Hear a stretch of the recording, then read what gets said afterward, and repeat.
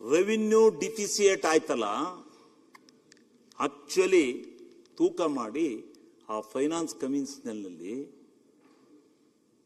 ಹಣಕಾಸು ಆಯೋಗದಲ್ಲಿ ತೂಕ ಮಾಡ್ಲಿ ಅಂತೇಳಿ 1953ನೇ ಇಸ್ವಿನಲ್ಲೇ ಅವತ್ತಿನ ನಮ್ಮ ಮಹಾ ದಿಗ್ವಿಜಯರು ರಾಜ್ಯಗಳ ಮಧ್ಯೆ ಇರ್ತಕ್ಕಂಥ ಭಿನ್ನಾಭಿಪ್ರಾಯ ಹೋಗ್ಬೇಕು, ಹಣಕಾಸಿನಲ್ಲಿ ಸಮಾನತೆಯನ್ನು ಪಡೆಯಬೇಕು ಅಂತ ಹೇಳಿ ಅವತ್ತೇ ಹಣಕಾಸು ಆಯೋಗವನ್ನು ರಚನೆ ಮಾಡಿದ್ದಾರೆ.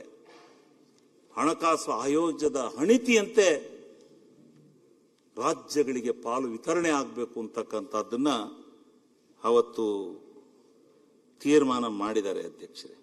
1951ರಲ್ಲಿ ತೀರ್ಮಾನ ಮಾಡಿದ್ದಾರೆ. ತೀರ್ಮಾನ ಮಾಡಿ ಅದರಂತೆ ರಾಜ್ಯ ನಡ್ಕೊಂಬರುತ್ತೆ. ಅದರಲ್ಲಿ ನಮ್ಮ ರೆವಿನ್ಯೂ ಡಿಫಿಸಿಯೇಟ್ ಬಗ್ಗೆ 5,495 ಕೋಟಿನ ಕೊಡಬೇಕು ಅಂತೇಳಿ ಫೈನಾನ್ಸ್ ಕಮಿಷನ್ ರೆಕಮೆಂಡೇಶನ್ ಮಾಡಿ ಕಳಿಸ್ತು. ಇವತ್ತಿನವರೆಗೂ ಕೊಟ್ಟಿಲ್ಲ ಅಧ್ಯಕ್ಷರೇ. ಇದನ್ನ ತಾವು ಅರ್ಥ ಮಾಡ್ಕೋಬೇಕು. ಆಮೇಲೆ ಇನ್ನೊಂದು ಅಧ್ಯಕ್ಷರೇ, ಇದೇ ಸದನದಲ್ಲಿ ನಾವು 9 ಗಂಟೆ ರಾತ್ರಿ ಆಯಿತು GST ಬಿಲ್ಲನ್ನು ಅಪ್ರೂವ್ ಮಾಡಿಕೊಡ್ಬೇಕಾದ್ರೆ, ನಾನಾಗ ಆ ಭಾಗದಲ್ಲಿದ್ದೆ. ಸಿದ್ದರಾಮಣ್ಣರೇ ಮುಖ್ಯಮಂತ್ರಿ.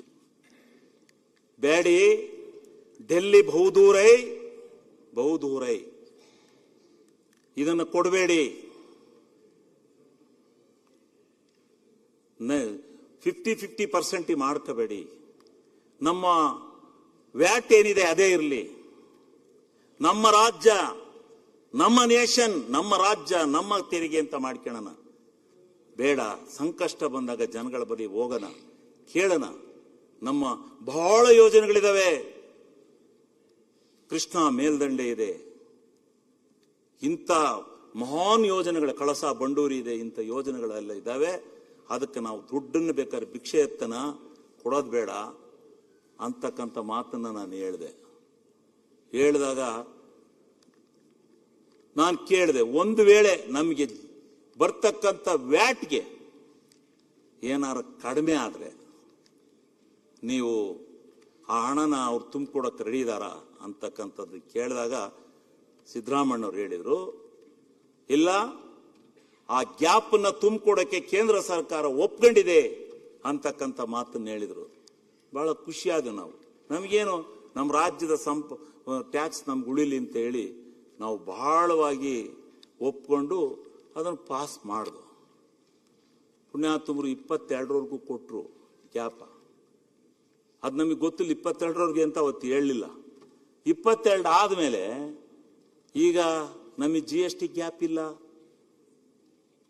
ಬರ್ತಾ ಇಲ್ಲ GST ಗ್ಯಾಪು. GST ಗ್ಯಾಪನ್ನು ಕೊಡದೆ ಹೋದ್ರೆ ನಮ್ಮ ರಾಜ್ಯಕ್ಕೆ ಆಗ್ತಕ್ಕಂಥ ಅನ್ಯಾಯ ಏನು ಅಂತಕ್ಕಂಥದ್ದನ್ನ, ಇದರಿಂದ ನಮಗೆ 20,000 ಕೋಟಿ ಕಡಿಮೆ ಆಗುತ್ತೆ. 20,000 ಕೋಟಿ ನಮ್ಮ ಕರ್ನಾಟಕ ರಾಜ್ಯಕ್ಕೆ ಕಡಿಮೆ ಆಗುತ್ತೆ. ಮತ್ತೆ ನೀವು, ನಾನು ಆವತ್ತೇ ಹೇಳಿದೆ, ಡೆಲ್ಲಿ ಬಹುದೂರೈ ಬೇಡಿ ಅಂತ ಹೇಳಿದೆ ನಾನು GST. ಆದರೆ ಇಡೀ ರಾಜ್ಯದಲ್ಲಿ 1 ನೇಷನ್ 1 ಟ್ಯಾಕ್ಸ್ ಬರಲೇಬೇಕು ಅಂತಕ್ಕಂಥ ಕೂಗೇನಿತ್ತು.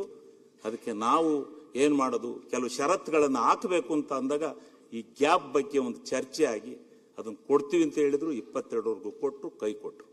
ಈಗ ಕೊಡ್ತಾ ಇಲ್ಲ ಪಾಪ. ಯಾಕೆ ಅಂತೇಳಿ ನಾನು ಅಲ್ಲಿ ಪಾರ್ಲಿಮೆಂಟಲ್ಲಿ ಹೋಗಿ ಕೇಳಬೇಕಷ್ಟೇ. ಈಗ ಈ ರೀತಿ ಆಗಿರ್ತಕ್ಕಂಥ ಈ ವ್ಯತ್ಯಾಸದಲ್ಲಿ ನಾವು ಯಾವ ರೀತಿ ರಾಜ್ಯ ಸರ್ಕಾರವನ್ನು ನಡೆಸೋದು, ನಮ್ಮ ಬಜೆಟನ್ನು ಯಾವ ರೀತಿ ನಡೆಸೋದು, ನೀವೇ ಹೇಳಿ. ನೀವು ಹೇಳಿದರೆ ನಾನು ಕೇಳ್ತೀನಿ. ಈ ರೀತಿ ವ್ಯತ್ಯಾಸ ಆಗ್ತಾ ಇದೆ ಮಾನ್ಯ ಅಧ್ಯಕ್ಷರೇ.